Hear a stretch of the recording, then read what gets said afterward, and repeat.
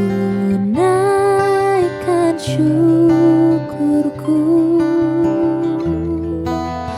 buat hari yang kau beri, tak habis-habisnya kasih dan rahmat-Mu. Selalu baru dan tak pernah terlambat pertolongan-Mu. Besar setia-Mu di sepanjang hidupku. Shalom saudara-saudara, selamat pagi. Bagaimana kabarnya semuanya? Ada sukacita? Haleluya.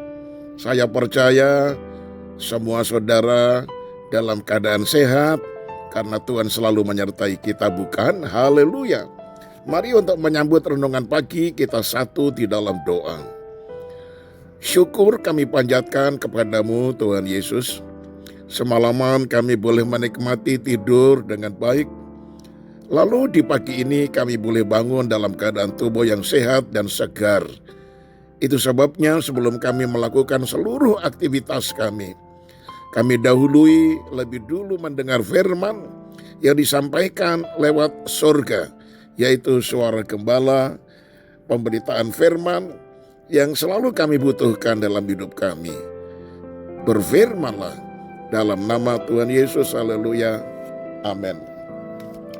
Tema pagi ini saudara, yaitu hidup tidak bercela. Mazmur 119 ayat 1 berkata demikian, berbahagialah orang-orang yang hidupnya tidak bercela, yang hidup menurut Taurat Tuhan. Nah saudara, perkataan Taurat Tuhan ini yaitu firman Tuhan. Karena dalam perjanjian lama mereka hanya mengenal Taurat, tetapi perjanjian baru waktu itu belum terbit. Jadi boleh dikatakan menurut Taurat Tuhan itu artinya menurut firman Tuhan. Nah, hidup dalam kesalehan adalah kehendak Tuhan bagi setiap orang percaya. Hidup dalam kesalehan bisa disebut pula hidup yang tidak bercela. Inilah salah satu tanggung jawab orang Kristen yang dianggap paling berat. Bahkan sebagian besar orang menganggapnya sebagai sesuatu yang mustahil untuk dijalani. Karena mereka berpikir bahwa hidup yang tak bercela berarti hidup yang tidak pernah membuat satu pun kesalahan. Nah saudara, adakah orang yang tidak pernah membuat kesalahan dalam hidupnya? Oh, tentu tidak ada. Hidup tidak bercela bukan berarti tidak pernah membuat kesalahan, tetapi hidup yang senantiasa mau dikoreksi oleh Tuhan, diingatkan oleh Tuhan, lalu minta ampun dan bertobat. Nah saudaraku yang kekasih, Daud, seorang raja besar Israel, dan juga penulis sebagian besar kitab Mazmur, bukanlah orang yang tidak pernah melakukan kesalahan. Salah satu kesalahan fatal yang pernah diperbuatnya adalah melakukan perzinahan dengan Batsheba, yaitu istri daripada salah satu tentaranya yang bernama Uria. Bacalah 2 Samuel 11 ayat 1-27. Namun saudara, setelah ditegur dan diperingatkan oleh Nabi Nathan, Daud pun segera menyesali perbuatannya dan kemudian bertobat. Inilah pengakuan Daud.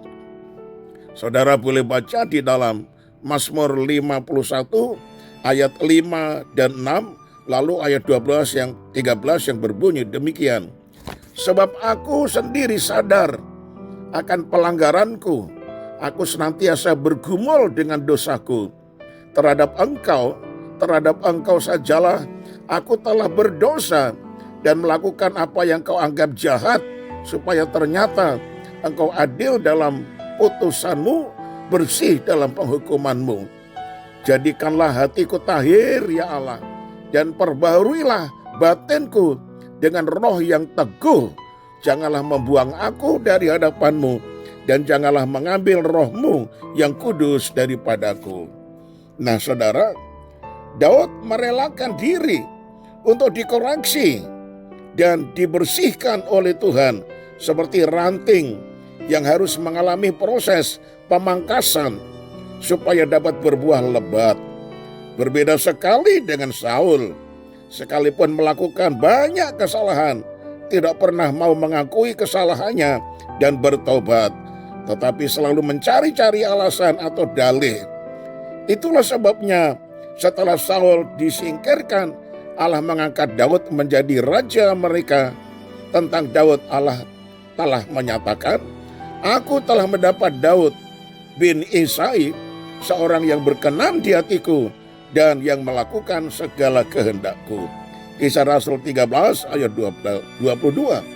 Akhirnya saudara, mari kita hidup bisa atau mau atau bersedia dikoreksi, ditegur, dinasehati. Nah, lalu kemudian kita bertobat di hadapan Tuhan. Siapa yang mengoreksi? Ketika kita baca Alkitab sendiri, lain kali Tuhan berbicara keras kepada kita, menegur kita, bertobatlah. Lain kali lewat firman dari mimbar gereja, kita juga ditegur. Mari kita bilang, ya Tuhan, saya akan berubah dan bertobat lewat teguran ini. Nah saudara, akhirnya saya tutup dengan kalimat ini. Kerelaan untuk dikoreksi dan dibersihkan adalah awal menuju hidup yang tak bercela. Amin, haleluya. Kita satu dalam doa. Ya Tuhan, kami bersyukur untuk firman yang menegur kami, menasihati kami, supaya kami hidup tidak bercela.